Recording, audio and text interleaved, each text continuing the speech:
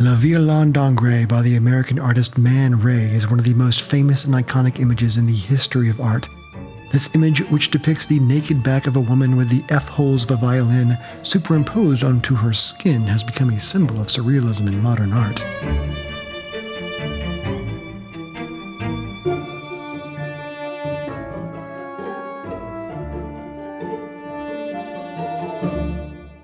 Man Ray was born Emanuel Rudnitsky in Philadelphia in 1890. He was a key figure in the Dada and Surrealist movements and was known for his innovative and experimental approach to photography. Le Violon d'Ingres was created in 1924 and is one of the most famous examples of his work. The inspiration for Le Violon d'Ingres came from the painting The Valpin Sunbather by the famous French neoclassical painter Jean-Auguste Dominique Ingres. In the painting, a model is shown from behind, sitting on a bed, but appearing calm and measured in her sensuality. Man Ray asked his lover and muse Kiki de Montparnasse to pose for the photograph. Kiki was a model, actress, and artist in her own right, and she had a distinctive beauty that had captivated many artists and photographers. For Le Violon d'Ingres, Kiki posed naked with her back to the camera, like in the painting by Ingres. She is depicted with her back to the camera, looking off to the side. Also, like in Ingres's Grande Odalisque, she is wearing an Oriental-inspired turban. Neither her arms nor her breasts are visible. Man Ray then altered the classical nude image by adding the F-holes of a stringed instrument himself. He did this by combining a combination of techniques, including hand-painting the F-stops, using multiple exposures, and then re-photographing existing negatives and prints. When it was eventually sold, the techniques employed to finish this photo made it one of a kind, hence contributing to the high price tag it would ultimately fetch. The title Le Violon d'Ingres is a French idiom that means hobby and seems to suggest that, while playing the violin was Ingres's hobby, toying with Kiki was a pastime of Man Ray. The picture maintains a tension between the objectification and appreciation of the female form.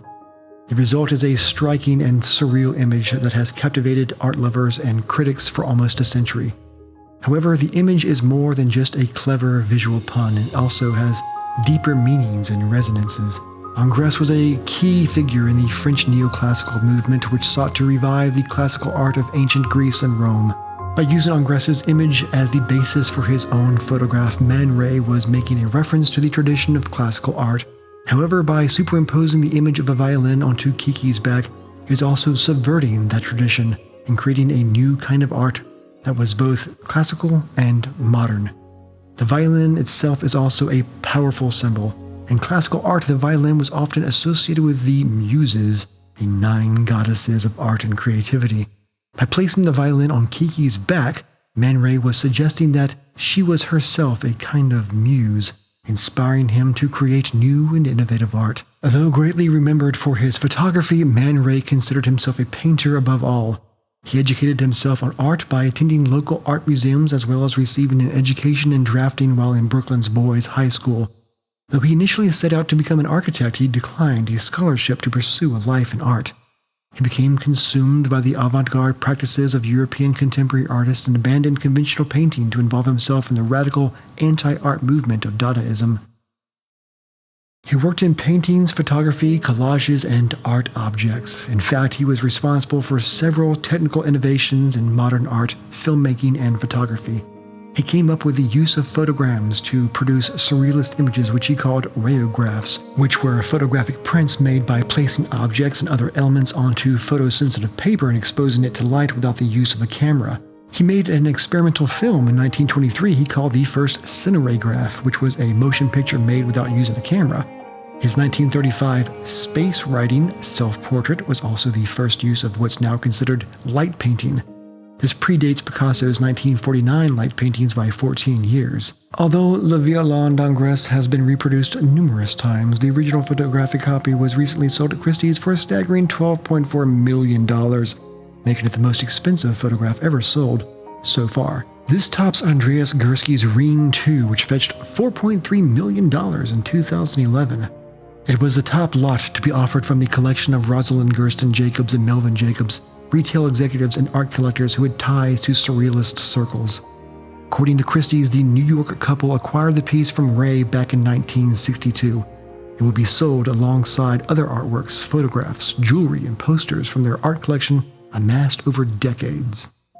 Before the auction, Darius Himes, international head of photographs at Christie's, had called the photo one of the most iconic works of the 20th century. In his statement, this beguiling surrealist image is the result of a unique and hand-manipulated darkroom process.